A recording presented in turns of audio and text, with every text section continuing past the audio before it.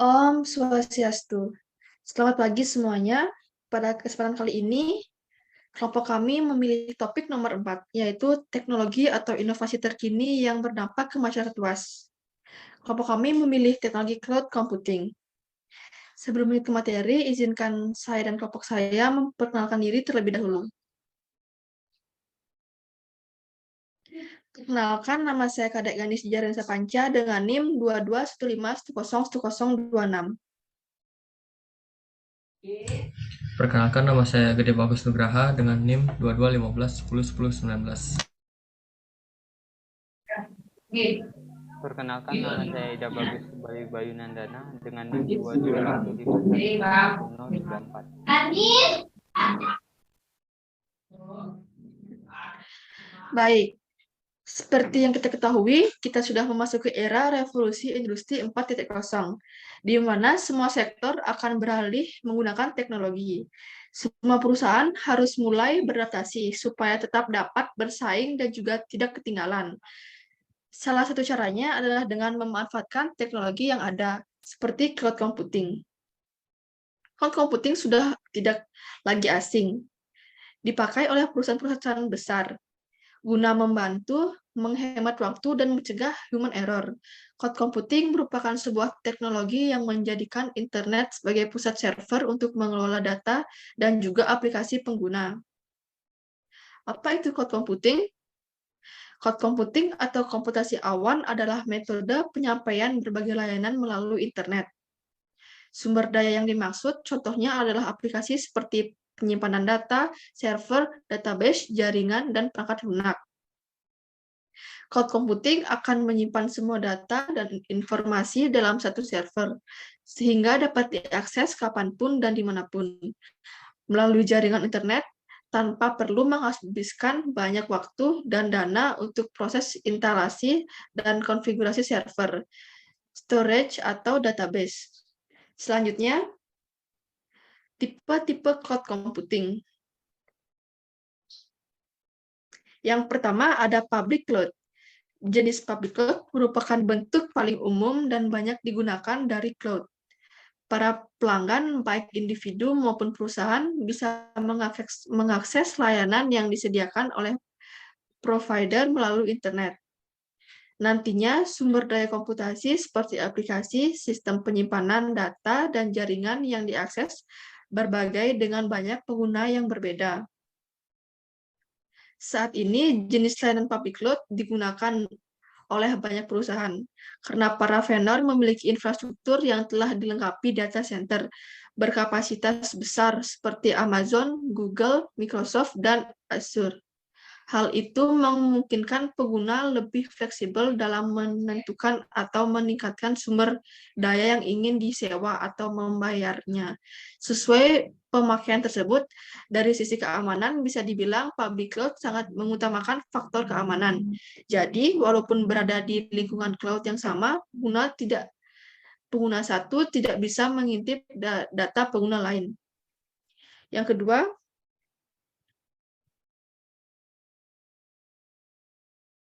yaitu private cloud.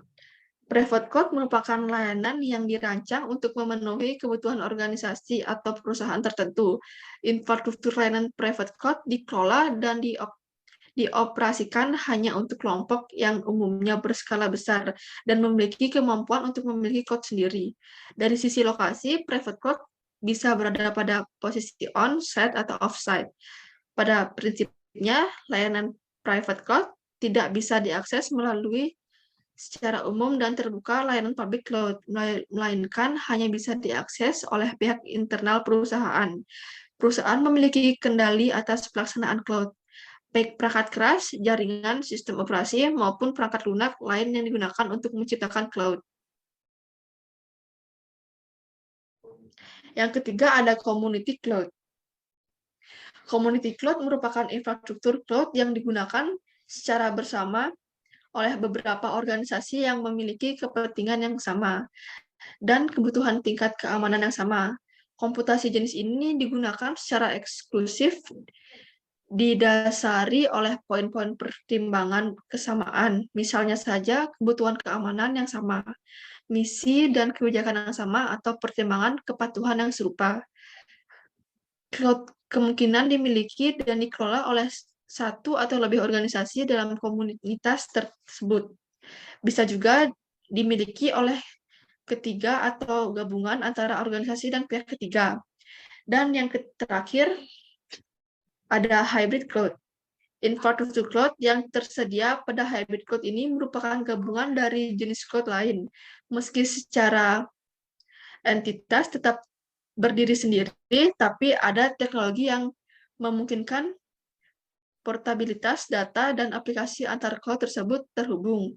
Intinya, hybrid cloud merupakan komposisi dari dua atau lebih infrastruktur, baik public cloud, private cloud, maupun community cloud. Sekian yang dapat saya sampaikan, akan dilanjutkan oleh teman saya. Yang ketiga, ada jenis-jenis cloud computing. Yang pertama, yaitu infrastruktur as a service. Infrastruktur as a service merupakan sebuah layanan infrastruktur komputasi awan yang berupa satu paket perangkat hardware komputer virtual bersama dengan jaringan internet, bandwidth, dan dukungan alamat IP. Terdapat jaminan online secara real-time dan keamanan dalam ruang lingkup satu unit layanan infrastruktur as a service.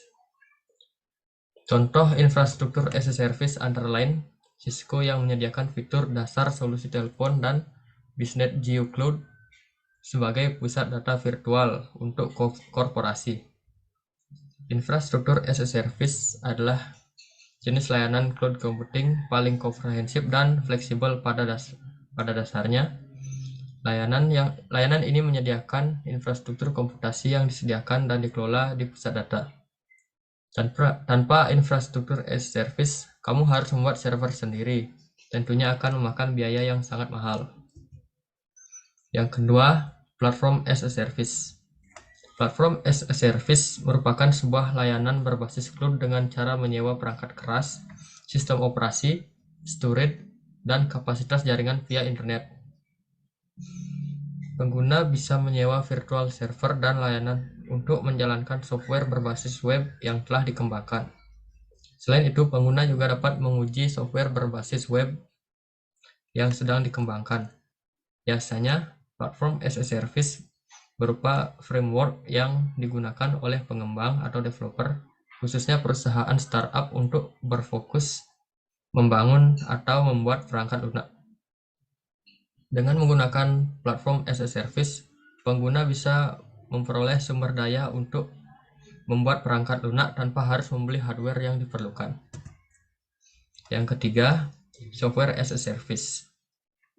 Terletak pada puncak piramida, software as a service adalah solusi perangkat lunak yang dikembangkan sepenuhnya dan siap untuk dibeli dan digunakan melalui internet dengan basis berlangganan. Software as a service merupakan layanan yang mengacu pada perangkat lunak software berbasis cloud via online melalui internet dan bisa dibeli secara berlangganan. Aplikasi tersedia dalam bentuk langganan sesuai kebutuhan pengguna atau on demand. Jadi, pengguna tidak perlu lagi membeli lisensi dan menginstal aplikasi, melainkan cukup membayar biaya sesuai pemakaian. Model ini adalah salah satu layanan cloud yang paling sering digunakan oleh perusahaan untuk membangun dan mengembangkan bisnis karena mudah dikelola dan sangat terjangkau. Pengguna tidak perlu mengunduh dan memasang di masing-masing perangkat untuk menyebarkan ke seluruh tim. Layanan ini sangat berguna bagi tim yang bekerja dengan ruangan terpisah dan jarak. Yang terakhir, data storage as a service. Data storage as a service adalah model layanan cloud untuk penyedia fasilitas sistem penyimpanan data secara remote dan dapat mengaksesnya kapan saja dan di mana saja. Contoh industri komersial yang menyediakan layanan data storage as a service adalah EMC Storage Managed Service dan Google Cloud Data Store. Yang keempat, prinsip kerja cloud computing. Cloud computing menempatkan internet sebagai pusat server pengelola data, maka media penyimpanan data pengguna disimpan secara virtual sehingga tidak membebani pemakaian memori di perangkat tersebut. Sistem cloud computing bekerja menggunakan internet sebagai server data. Infrastruktur seperti media penyimpanan data dan juga instruksi atau perintah dari pengguna dapat disimpan secara virtual melalui jaringan internet. Kemudian perintah-perintah tersebut dilanjutkan ke server aplikasi. Setelah pemerintah diterima di server aplikasi, kemudian data diproses dan pada proses final, pengguna akan disajikan dengan halaman yang telah diperbaharui sesuai dengan instruksi yang diterima sebelumnya, sehingga konsumen dapat merasakan manfaatnya. Contoh lewat penggunaan aplikasi email seperti Yahoo ataupun Gmail. Data di beberapa server diintegrasikan secara global tanpa harus mendownload software untuk menggunakannya. Selanjutnya akan dibawakan oleh teman saya, Bayu. Baik, di sini saya akan melanjutkan materi dari teman saya, yaitu tentang fungsi cloud computing. Ada beberapa fungsi cloud computing, diantaranya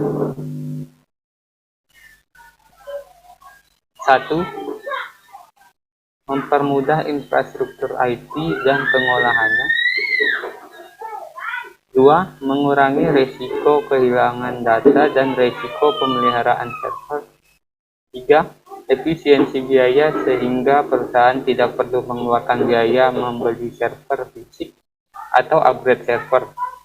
Dan yang keempat, fleksibel dalam menambah kebutuhan bandwidth, storage, dan mudah diakses. Berikutnya,